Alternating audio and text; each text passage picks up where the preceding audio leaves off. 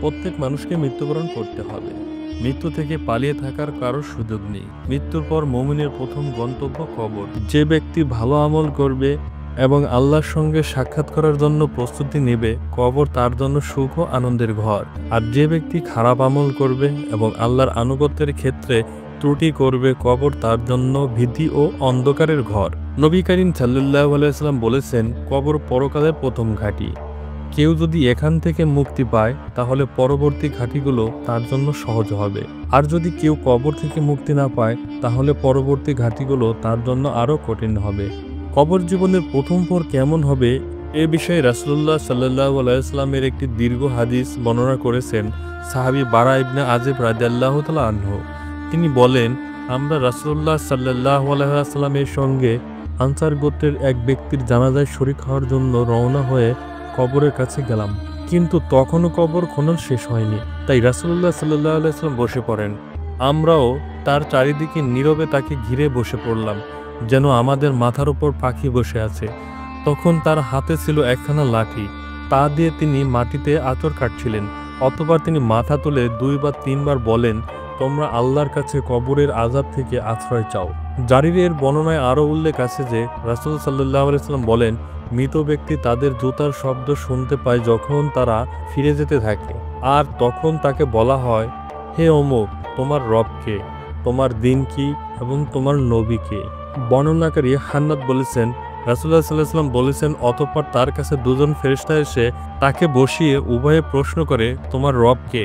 তখন সে বলে, আমার রব আল্লাহ। তারা উভয়ে তাকে প্রশ্ন করে, তোমার দিন কি? সে বলে, আমার দিন হলো ইসলাম। তারা প্রশ্ন করে, এ লোকটি তোমাদের মধ্যে প্রেরিত হয়েছিলেন, তিনি কে? তিনি বলেন, সে বলে, তিনি আল্লাহর রাসূল সাল্লাল্লাহু আলাইহি ওয়াসাল্লাম। তারপর তারা উভয়ে আবার বলে, তুমি কি করে জানতে পারলে? সে বলে, আমি আল্লাহর কিতাব পড়েছি এবং তার প্রতি ঈমান এনেছি এবং সত্য বলে স্বীকার করেছি।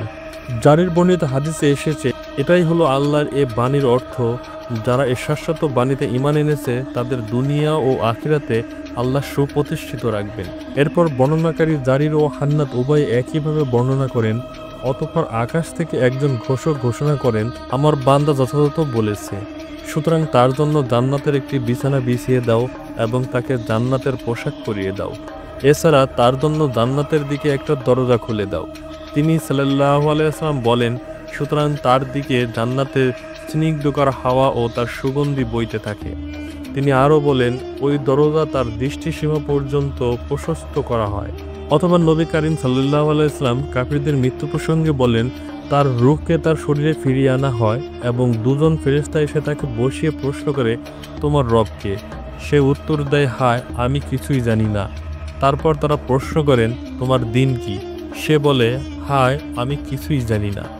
তারা প্রশ্ন করে, এ লোকটি তোমাদের মধ্যে প্রেরিত হয়েছিলেন, তিনি কে? সে বলে, হায়, আমি তো কিছুই জানি না।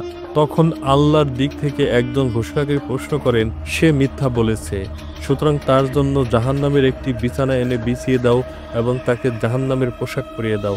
তার জন্য জাহান্নামের দিকে একটা দরজা খুলে দাও। তিনি বলেন, অতঃপর তার দিকে জাহান্নামের উত্তপ্ত বাতাস আসতে থাকে। এছাড়া তার জন্য তার কবরকে সংকীর্ণ করে দেওয়া হয়, ফলে তার এক দিকের পাঁজর অপর দিকের পাঁজরের মধ্যে ঢুকে যায়।